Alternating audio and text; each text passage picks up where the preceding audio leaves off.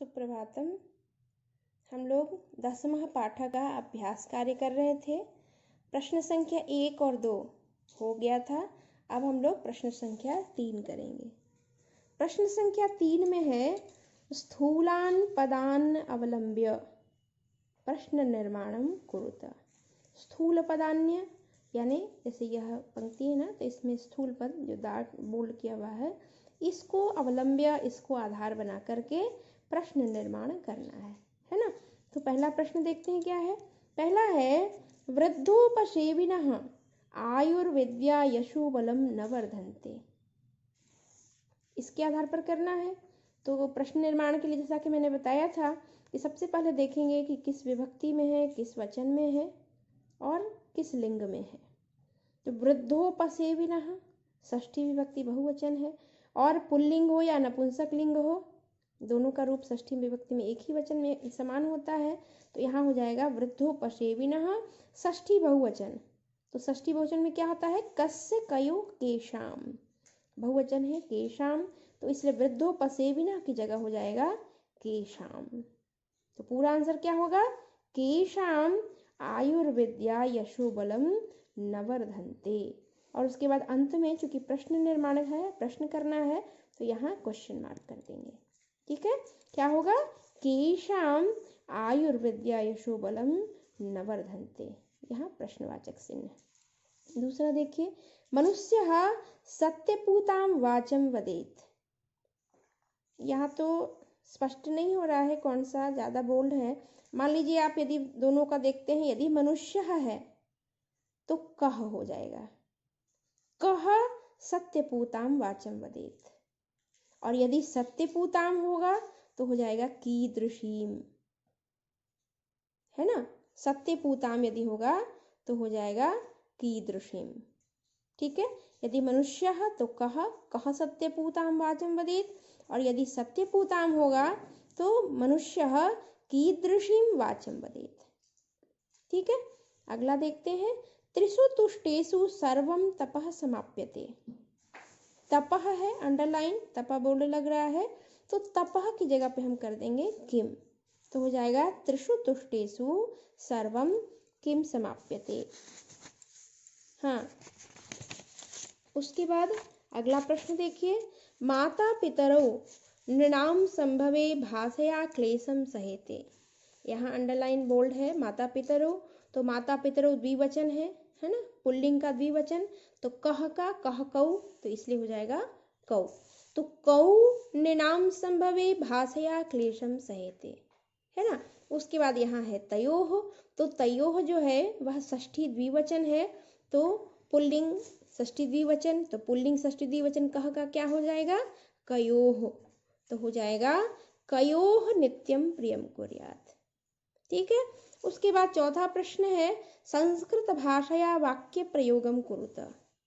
संस्कृत भाषा में इन शब्दों से वाक्य बनाना है, विद्या तपः समाचरेत परितोषः नित्यम, है ना। तो यह आप लोग बनाने की कोशिश करेंगे, और नहीं तो फिर इसके लिए लिख करके हम लोग अगले क्लास में चर्चा करेंगे। उसके आगे बढ़ते हैं पांचवा प्रश्न। पांचवा प्रश्न है, शुद्ध वाक्यानाम समक्षम आम, आम मने हाँ यस, और अशुद्ध वाक्यानाम समक्षम न यानी नहीं, इति लिखत, यह लिखना है। तो आप मान के चलिए कि आम माने हाँ, यानी जो सही है वो हाँ है, और जो क्रॉस किया हुआ है वह न के लिए है।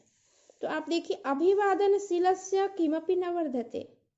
जो अभिवादनशील व्यक्ति है उसका कुछ भी नहीं बढ़ता है, ये गलत है, क्योंकि हम लोगों ने क्या पढ़ा था, चत्वारि तस्य वर्धन्ते, तो यहाँ किमपि न वर्धते इसलिए गलत हो गया, तो यह न होगा, यानी यहाँ क्रॉस किया है, यानी कि इसको न लिखेंगे।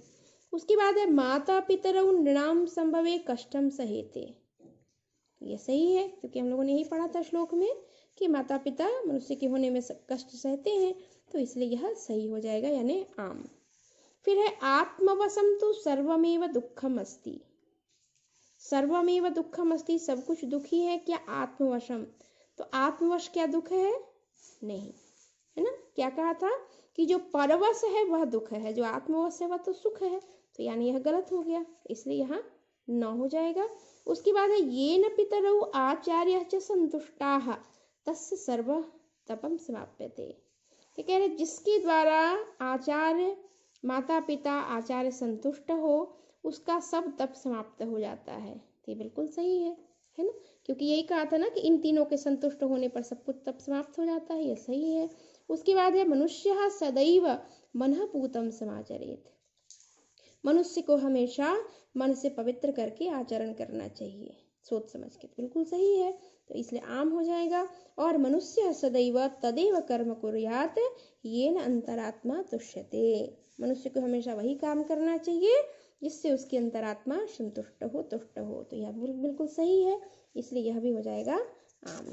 इसके बाद अब देखते हैं छठा प्रश्न। छठे प्रश्न में समुचित पदेन यानी उचित पद से रिक्त स्थानानि पूरयत, रिक्त स्थान भरना है। अब इसमें हम क्या देखते हैं कि पंक्ति दी हुई है और अंत में ब्रैकेट में 2-3 शब्द दिए हुए हैं। इनमें जो सबसे सही है, जो समुचित शब्द है, उसको लिखना है। तो पहला देखते हैं, माता पितरेः तपसः निष्कृतिः डैश कर्तुम् अशक्या। तो इसमें क्या होगा, 10 वर्ष षष्ठी, यहाँ वर्ष शतैरपि, है ना। तो पहले में हो गया वर्ष शतैरपि। दूसरा, नित्यं वृद्धोपसेविनः वर्धन्ते।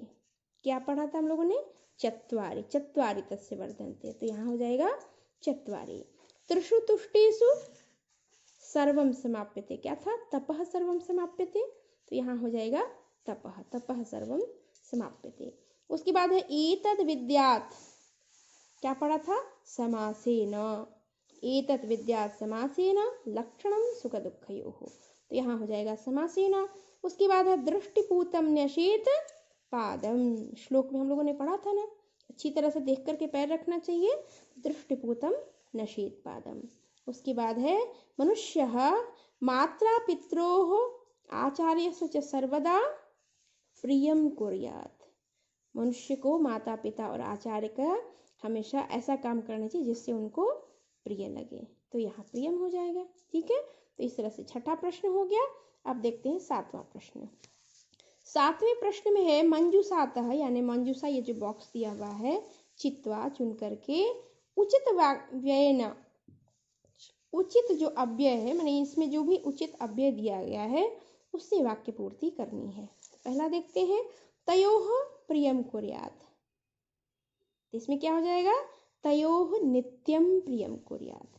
यहाँ पहले में नित्यम होगा, इसलिए मैंने यहाँ लिख दिया है तयोः नित्यम प्रियम कुर्यात्।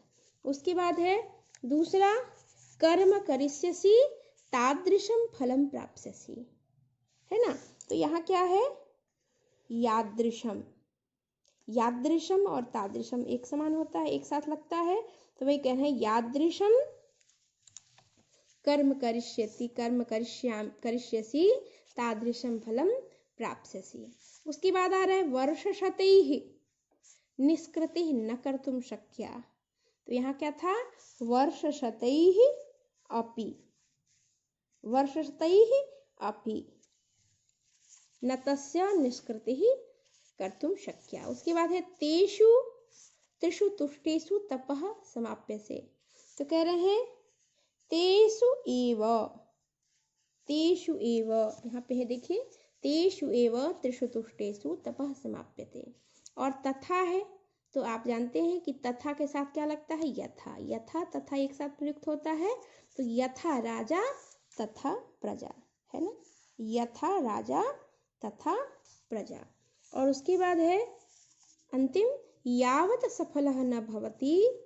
यावत के साथ हमेशा तावत लगता है ना, तावत। तो यावत तावत का प्रयोग हमेशा एक जैसा होता है। यावत सफलः न भवति तावत परिश्रमं कुरु, यानी जब तक सफल नहीं हो जाते, जब तक हमें सफलता प्राप्त नहीं हो जाती, तावत तब तक हमें परिश्रम करना चाहिए, तब तक परिश्रम करो, है ना। कोई विद्यार्थी है तो जब तक उसे सफलता नहीं मिल जाती तब तक उसे परिश्रम करना चाहिए, ठीक है। तो इस तरह से आपका जो पाठ 10 है, इसके सभी प्रश्न उत्तर का उत्तर हो गया। और यह जो वाक्य बनाना है, विद्या तपः समाचरेत परितोषः नित्यम, यह आप अभी तक समझाया गया है, उस आधार पर आप प्रयास करेंगे कि खुद से बनाएं। छोटा छोटा वाक्य बनाना है। वाक्य में ये ध्यान रखना है कि विभक्ति लिंग वचन का ध्यान रखते हुए छोटा छोटा वाक्य बनाना है। ठीक है, धन्यवाद।